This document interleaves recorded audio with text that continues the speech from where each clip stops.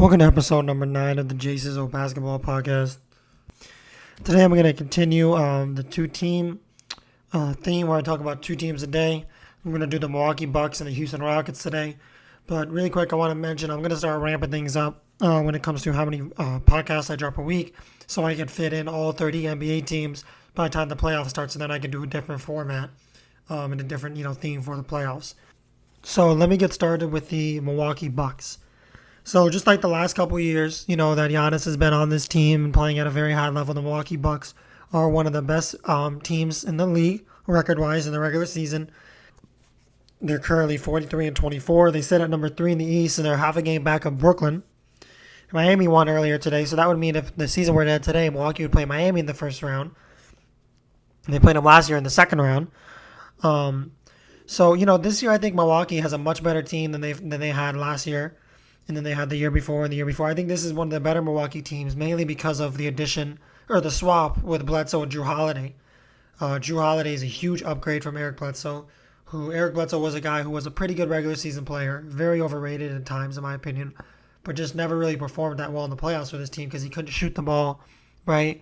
He really wasn't a great playmaker. He couldn't really get other guys involved in the game at a high enough level, that you want to see your point guard do. So, that swap has been great for Milwaukee because Drew Holiday is a much better playmaker. He's doesn't turn it over ever. He's a better scorer. He can shoot the three ball better. He can get to the mid-range area better, and he's a better defender as well. And he gets the rim better. Drew Holiday reasonably does everything better than Eric Bledsoe, and especially come playoff time, we've seen Drew Holiday play at a high level consistently, unlike Eric Bledsoe. So this move only helped them come playoff time. And I came out with one of, my 10 most underrated players in the league yesterday. I put it on my Instagram page. If you haven't checked it out, go check it out. And when I did my 10 most underrated players, I had Drew Holiday as my 5th most underrated player. I still think he's one of the more underappreciated players in the league. I don't think people talk about him enough, really how good he is. I think he's one of those players that if you just look at the pure numbers, you don't really get to see how good he is. You have to really watch him play to see how good he is and what kind of effect he makes on teams. So no, Drew Holiday is one of the best point guards in the league, one of the best leaders. He's shown he can do it in the playoffs, and that's really going to help this team. It's going to give Giannis another guy to kind of, go to, if everything's not going really well for Giannis. Let's say Giannis isn't playing at the highest level, he can trust other guys more now with the addition of Drew Holiday. So, yeah, and another guy who I think is very underrated on this team, who I could have put in my top 10 most underrated, but I didn't, would be Chris Middleton. I still think Chris Middleton's one of the more underrated players in the league. He's having a great season again this year, right? He's a great defensive player, very underrated on that end of the floor. Great three-point shooter. We know he has one of the best mid-range shots in the league. He's really smooth, with the way he plays. Doesn't take a lot of bad shots. He gets to the rim pretty well. He's a very underrated playmaker. He can get guys involved, and he's just a guy who can do a little bit of everything for you. And in the playoffs, he's shown that he can play at a high level, along with Giannis. It was just always all these years who was going to be their third guy, and normally throughout the regular season, it was Bledsoe. But when the playoffs came time, they didn't have a third guy because Bledsoe would never step up and play. So hopefully now, with the addition of Drew Holiday and Middleton, obviously we know playing well in the playoffs with Giannis, it will really help. But more onto Middleton's game. Every year, I'm just so impressed with how well Middleton plays, and when you watch him, how smooth he plays, right? And how he operates, the shots he takes, the passes he makes, the fact that he can be a playmaker and a scorer, and he can also be a lockdown defender, right? He can do a little bit of everything for you, and I think that's a big thing for this team. Middleton, as I mentioned earlier, is a guy who never disappoints in the playoffs. He always comes to play. So, this is a guy who, at times, if Giannis isn't getting it going, he can be their go-to scorer. He's a guy who's going to give you 20-plus a night in the regular season, probably 24, 25 a night in the playoffs. So this is a great player for this team. He's a star player, in my opinion. He hasn't reached superstar, level quite yet. I don't know if I don't think he'll ever reach superstar level, in my opinion, but you never know. But he is definitely a star player in this league. Very underrated, very underappreciated, and I think this year you'll really see how underappreciated he is come playoff time when he has another playmaker like a Drew Holiday to help him out even more. So, that's a big thing in my opinion. Now on to Giannis, right? It's crazy because these last couple of years, I think some people would say Giannis was overrated. Some people would say he's rated just correctly. But I think now, a lot of attention has been put on to Steph Curry and LeBron and Kevin Durant. These are guys that we've always had attention on, but I think more attention has been put on these guys this year. You've seen a lot of attention put on Jokic and Luka and Joel Embiid, but I think a lot of people are forgetting how good Giannis is. So I think really Giannis is very underrated, in my opinion. You know, we all know he's one of the best players in the league, but I think, you looked at the game against Brooklyn a couple weeks ago where he went for almost 50, I believe, it was 49. Went 4 of 8 from 3-point range. If he could do, play like that in the playoffs, hit 3 or 4 threes a game, that's a stretch, right? If he can hit 2, 3 threes a game in the playoffs, that would be huge. And I think nobody will be able to beat Milwaukee if he can hit 2 or 3 threes a game because, yeah, you can make an argument that teams were able to shut him down. I think I mentioned it in an earlier podcast, that teams were able to put the wall around him and shut him down. But Giannis has put more of a mid-range shot into his game this year. So when teams build that wall, they don't put that wall in the mid-range area. They put that wall right under the rim. So if he can, get to that mid-range area and knock down that shot, the wall won't really do much for these defensive teams. But, like I said, Giannis has improved a lot this year on the three-point shot. He's shooting 30%. He's made 65. Most years he's shooting in the 20s. So now you just want to see the volume go up. You want to see him take more a game. And, hopefully when he takes more a game, he can still make around 30 to 32%, right? That would be the goal.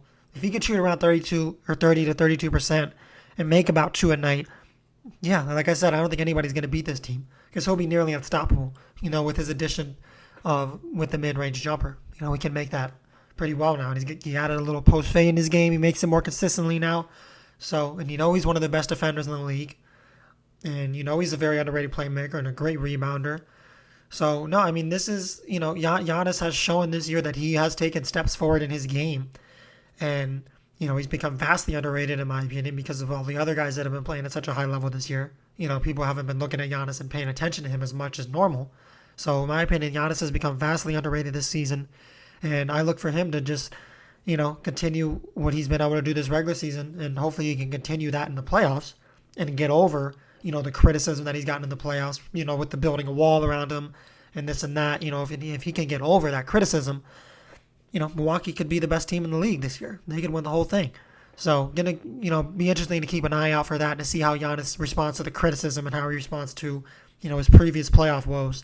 But I think this year, in my opinion, will be Giannis' best playoff run. And I think Milwaukee's going to really do something special. And I'll get into that in a minute. But I want to discuss a couple more players on this team this year and their performance.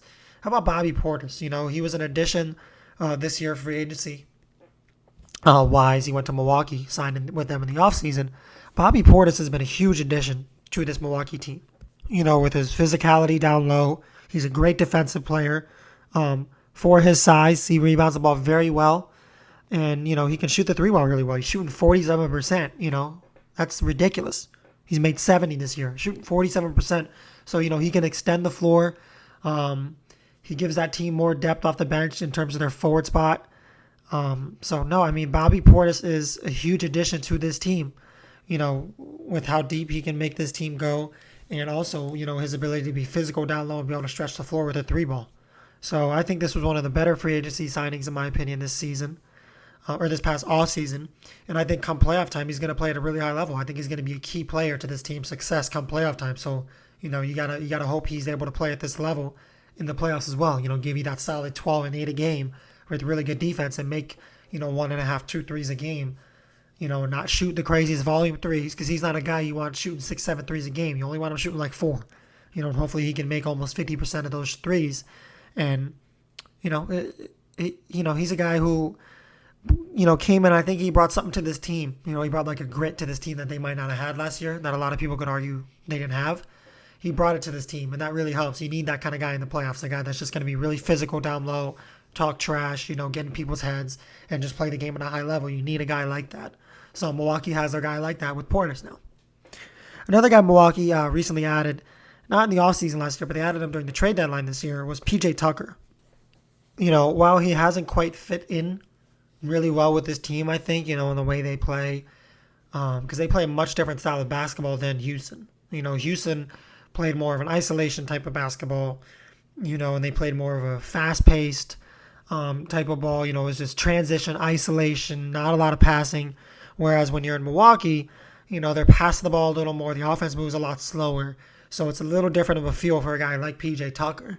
So, But I think, as he's, developed a little slow into this offensive system in the regular season, I think that will only pick up in the playoffs.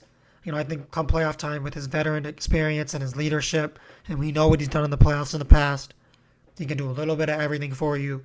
I think come playoff time, this is the kind of player that's going to be huge for this Milwaukee team. So, one of my favorite additions during the trade deadline, maybe not the best guy on paper or with the numbers, but when you really watch him play, another guy like a Drew Holiday. Obviously, Drew Holiday, is a way better player, and they're two different types of players, but another guy like a Drew Holiday or like a Middleton, this team has a lot of these guys that when you look at their numbers on paper, you're not really super impressed, but then when you watch a player, like, wow, they are way better, than what their numbers say on paper. So, PJ Tucker, huge addition for this team in the trade deadline, and you'll really get to see how good he is come playoff time.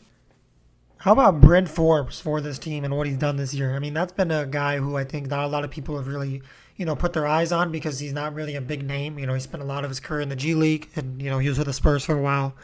But he's been huge for this Milwaukee team when it comes to shooting the three ball. He's made 145 threes on 44% shooting this season. About a week ago, he had 30 points on 6 threes. And the thing that really impresses me the most about his game is, not just how he shoots the three-point ball, but how he shoots it with such efficiency. Because we know he can shoot the ball. Coming out of Michigan State, I think everyone knew he was a great shooter all along, right? But you just didn't know if he would be a consistent shooter in the NBA or he would just be more of a guy who would kind of come and go, with shooting nights. And he's shown this year with Milwaukee that every night he's been a consistent shooter for this team. And he could arguably be the best shooter on this team, other than Middleton, right? He could be the best shooter on this team. So, another guy who, when it comes playoff time, is going to be huge for this team because this team is going to want to go 8-9 guys deep in the playoffs, right?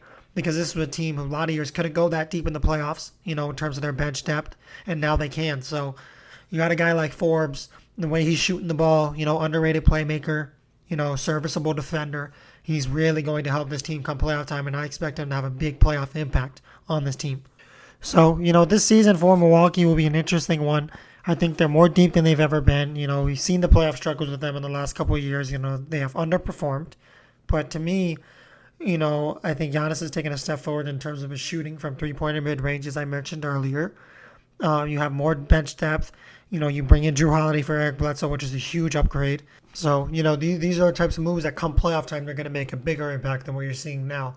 And you can already see the impact in the regular season. So, really to me, I think there's only 2 teams in the East that can beat this team. I think Philly and Brooklyn. Those are the only 2 teams that can beat Milwaukee. So we'll see what seed they end up. It doesn't look like they're going to end up with a 1 seed. They're either going to be 2 or 3.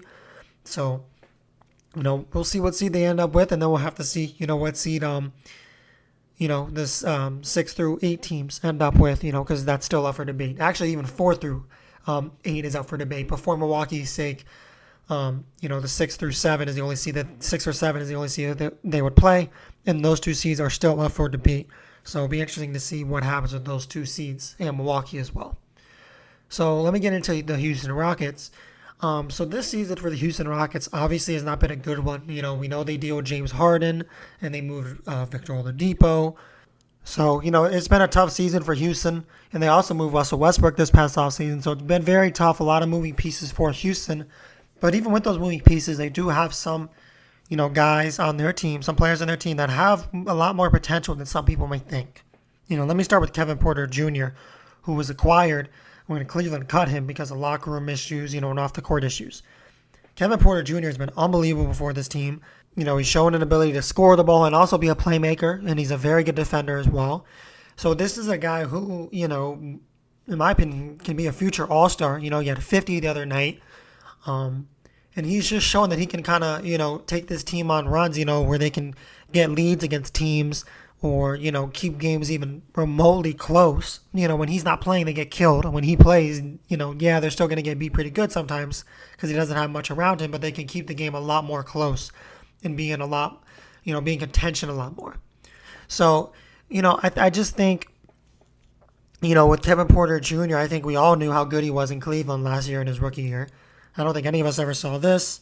No, but we knew how good he could be. And when Cleveland cut him, we all knew that whatever team went out and got him would really, would really benefit from it, and Houston has benefited from it. And that was the perfect team to go get him, because he spent some time in the G League, so he got to develop his game a little more and focus on basketball a little more. And then he comes to Houston, and all of a sudden, he goes crazy, in a team that, okay, yes, he doesn't have a lot of help around him, but, just the pure fact that, he's showing, what he can do, and he's showing how good of a player he really is, I think is a huge sign for this Houston Rockets organization, and, makes them really happy moving forward. The only thing I think he needs to work on in his game is just be a more consistent three-point shooter, But we've seen these scoring outbursts from him and how freakishly athletic he is and how well he can get to the rim. Very good playmaker.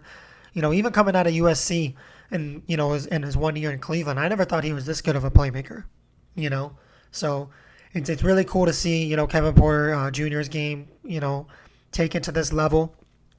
And, he is, one of the better players at his age in the league right now, and his potential is sky high. He's going to be a great player for a long time as long as he can stay focused on basketball.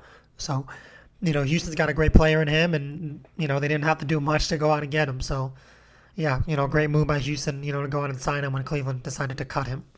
John Wall's out for the year. He was playing very well for this team at one point. But, he's out for the year. We know the injuries are there for John Wall in his career. We know the contract situation. So this is, going to be a tough guy to move for Houston, And Houston is a team that wants to have as much cap space as they can because of how young they are and what direction they're moving in, with their franchise. So having a guy like John Wall on contract until 2023 is going to be a really tough guy to move. So this could really sting this team down the line, especially if he doesn't stay healthy. Because we know if he's healthy, he performs at a high level. But he's just not the kind of guy I think you really want for this team. You want to go younger, and you want to try to go cheaper too for a couple of years, and then eventually when those guys turn into superstar players or star players like a Kevin Porter Jr. or Christian Wood, then you go and you give those guys their big time money. So let's talk about Christian Wood really quick. Was with Detroit last year. I mean, I knew all along how good he was, and I told multiple people how good Christian Wood really was. I watched the games. I didn't just look at the numbers. I saw his potential with Detroit. And when he went to sign with Houston this year, I knew he would play really well. He's averaging over 20 a game. Great three-point shooter. He can get to the mid-range shot really well. He's very long and he's athletic. He's quick. He's got a quick first step so he can get to the rim. The only thing, I would say he needs to work on would just be the defensive end of the floor. Some nights he's really good there and then other nights he's not so good. So just become more consistent on the defensive end of the floor. But no, I mean, him and Kevin Porter Jr., in my opinion, are two future star players in this league. Two future all-stars in this league. So, I think Houston has a lot more potential on this team than they think. And it's not just those two guys, that are the high potential guys in my opinion. How about what KJ Martin has done this year? He's shown, freakish athleticism getting to the rim. He's posterized a lot of guys. He's a good defensive player. He just needs to work on his three-point shot a little more. He doesn't shoot it bad. He shoots at 37%, which is, that's great. But now he just has to work on shooting a higher volume of, threes in a game, shooting more threes in a game. That's what you really want to see out of him. But, in his last 3 games, he's gone for 27, 26, and 23. And these are against Utah, Milwaukee, and Philly. So these are against 3 of the best teams in the league. So, we obviously know, I think, if you watch Houston this year, I think you obviously know the potential of KJ Martin and you know how good he can be for this team. You put him alongside Kevin Porter Jr., along with Christian Wood. You still have Eric Gordon there. Going to be interesting to see what they do with him, right? You still have other guys there, like John Wall, as I mentioned. Obviously, John Wall's there, but, the contract issues. So that's why I kind of mentioned, a guy like John Wall doesn't really fit well with this team because he's not really what this team needs right now. This team wants young guys who they don't want to pay $40 million a year right now, who if they are going to pay $40 million a year, they're going to pay them down the line when they're 24 years old, not when they're 28, 29, right? So a guy like John Wall doesn't really fit this team that well. If I'm Houston, I'm looking to move him in the offseason. It's going to be a really tough task, right? But I'm doing everything I can to move him in the offseason, even if I only get like a first rounder back, right? I would take it, because this is a team that's going to have one of the top picks in the draft as well this upcoming year. So, you try to trade John Wall and see what you can get back for John Wall. Hopefully you can get back a top 10 pick. That'd be a huge thing because then you would have 2 picks in the top 10 for Houston. So, yeah, I think moving John Wall is the most ideal situation for this team in the offseason. Another guy I want to talk about really quick before I wrap up the Houston segment is Armani Brooks. Armani Brooks is another rookie for this team, along with KJ Martin, who has just, exceeded expectations and played at a really high level. He mainly plays a shooting guard spot, but he shoots a three ball well. He can get to the rim pretty well too. He's just the guy who has shown outbursts in scoring, and that's the kind of thing you want to see from a rookie. He's averaging 9 a game, and he shoots around 37% field goal. That can obviously improve. That's what you want to see, that improve. But as a rookie, him scoring 9 a game, get 24 minutes a game, is definitely a positive for this team down the line, and he's a guy that they want to keep around. And I've watched Houston a couple games this year, and I've been really impressed by Armani Brooks. I think he is a guy who will be very good in this league for a long time. I don't ever think he'll be, a crazy good scorer, but I think in his prime he'll be a guy who can score 14 or 15 a game, hit 100 plus threes. And, you just want to see him also improve defensively, right? But you also want to see him improve in terms of playmaking. You don't want to see him just kind of like focus on scoring his whole career. You want to see him improve in terms of the playmaking area as well, because if he can improve in the playmaking area, he'll open it up for a lot more guys on this Houston team, down the line. Because right now this Houston team is looking at guys like Armani Brooks, Kevin Porter Jr., Christian Wood, and KJ Martin, right? That's what this team's future revolves around. So, look, I think Houston has a lot brighter of a future than people may think. Obviously, they're one of the worst teams in the league right now.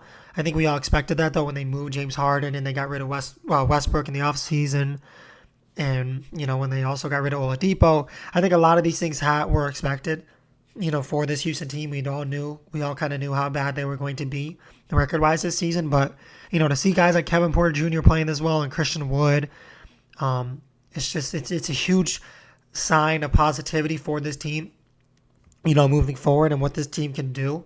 So, yeah, I think the future is a lot brighter in Houston than we may think. And I think this is a team, not next year, but the year after, will definitely make the playoffs. And I think next year they'll even make a push for it. I don't think they'll make it, but I think next year they'll make a push for it. And maybe if the NBA does a play-in game again next year, maybe they'll be the 10th seed. Maybe they'll be one of the teams that's in the play-in game. So, just a team that I think we should all keep our eye out on more, moving forward in the next couple of years. And obviously they're in the rebuilding phase right now, but they have more pieces than a lot of teams that have done the rebuild phase in the last couple of years. They have more young pieces than a lot of those teams. So the rebuild might not take as long as you think. It might only be a 2-year process instead of a 4 or 5 year thing. So going to be interesting to, to see what happens in Houston in the next couple of years, and one of the more exciting young teams in the league to watch, in my opinion. So that's going to wrap it up for today's episode on the Houston Rockets and the Milwaukee Bucks. Make sure you tune in every week. And as I mentioned earlier, I'm going to start ramping it up even more, doing more episodes a week so I can fit in all these 30 teams before the playoffs start, so that I can do a different format for the playoffs. So I hope you enjoyed.